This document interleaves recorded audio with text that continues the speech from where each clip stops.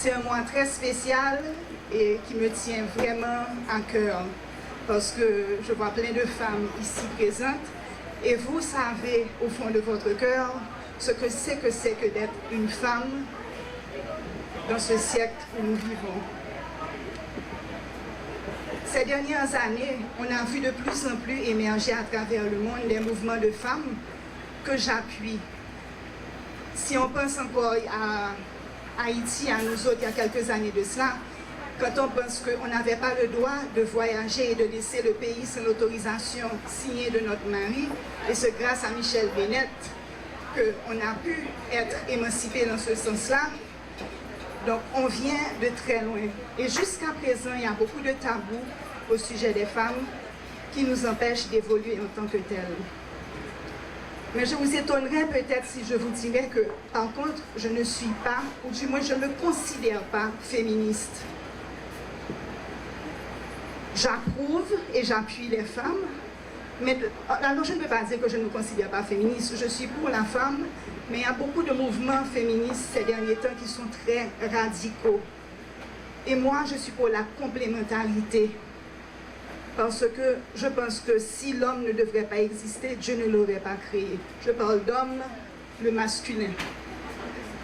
Donc, de même façon qu'on a le jour, la nuit, la pluie, le beau temps, le yin et le yang, on est là pour s'appuyer, pour se compléter. Et dans ce sens-là, en tant que femme, nous avons un devoir extraordinaire. Parce que ces hommes qui viennent au monde, c'est nous qui les portons. 9 mois. Donc c'est notre devoir aussi de les éduquer, de les appuyer pour que demain ils deviennent des hommes de valeur. Je suis vraiment heureuse d'être avec vous aujourd'hui. Et je veux commencer par dire compliment. Compliment à Natalia. Compliment à Yael, à Valérie, parce que nous avons besoin de ces genres de femmes, de ces types de femmes. Des femmes qui ont de la créativité et des femmes qui sont innovantes. Parce que ces qualités-là sont l'essence même de la femme créole haïtienne. Et nous en avons besoin, le pays en a grandement besoin. Je veux vous dire, mesdames, chapeau bas. Parce que je sais combien il est difficile de concilier la vie de famille et la vie professionnelle. Surtout quand vous êtes entrepreneur et que vous ne comptez pas les heures, quand vous êtes déterminé à progresser avec un de vos projets. Je suis vraiment, vraiment fière de vous. Dimanche prochain sera le 8 mars. Les femmes seront célébrées partout dans le monde.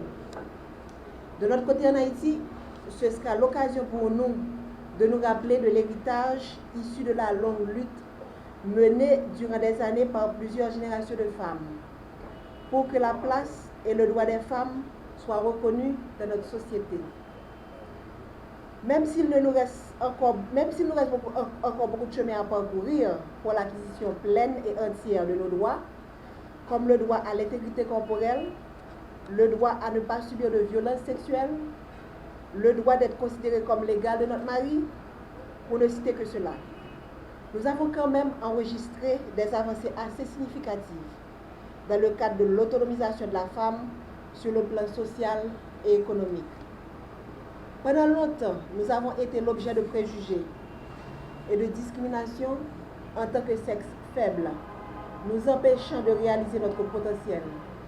Mais aujourd'hui, de plus en plus de femmes sortent de l'ombre et font entendre leur voix et se lancent dans l'entrepreneuriat, car il est une évidence que les femmes sont un maillon fort, un pilier incontournable de la prospérité du pays.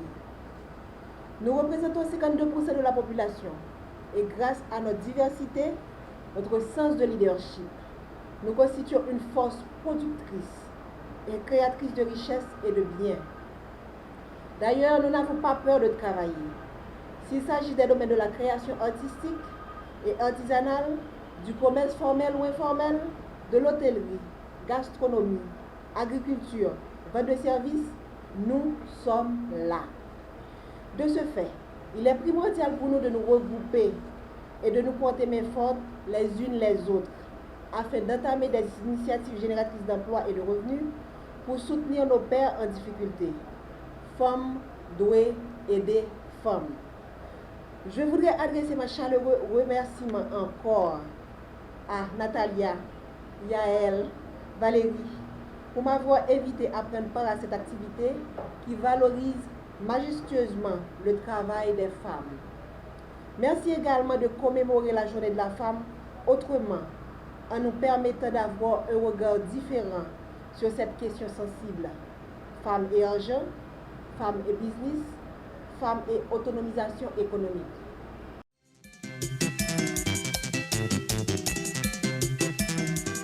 Yael et Valérie, qui c'est une compagnie qui fait ouvert en septembre 2018 pour créer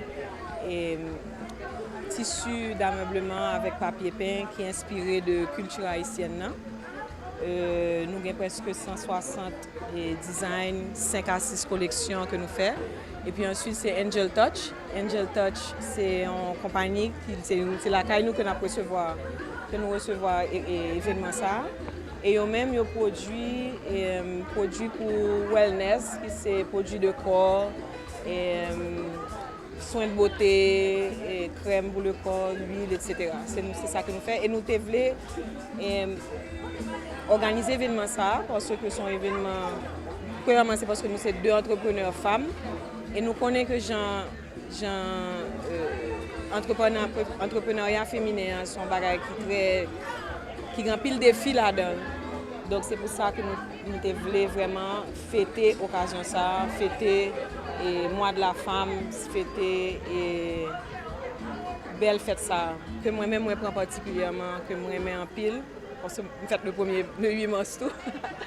Mais et surtout parce que tout produit moi c'est sous femme haïtienne que lié, c'est sous toutes mesdames ça c'est sous l'histoire haïtienne, donc c'est pour ça que nous sommes très sensibles par rapport à l'événement ça. C'est-à-dire que femme c'est pilier de la société, femme c'est force et pays, et c'est pour ça que sont bail de toute évidence lié. Et je pense que nous manquons valoriser nous parce que nous tellement travaillons, nous tellement suer dans le pays, dans tout ça n'a pas entreprendre que je pense que c'est une belle occasion pour nous mettre tête nous ensemble, pour nous parler de nous-mêmes, pour parler de force, de faiblesse, de vulnérabilité.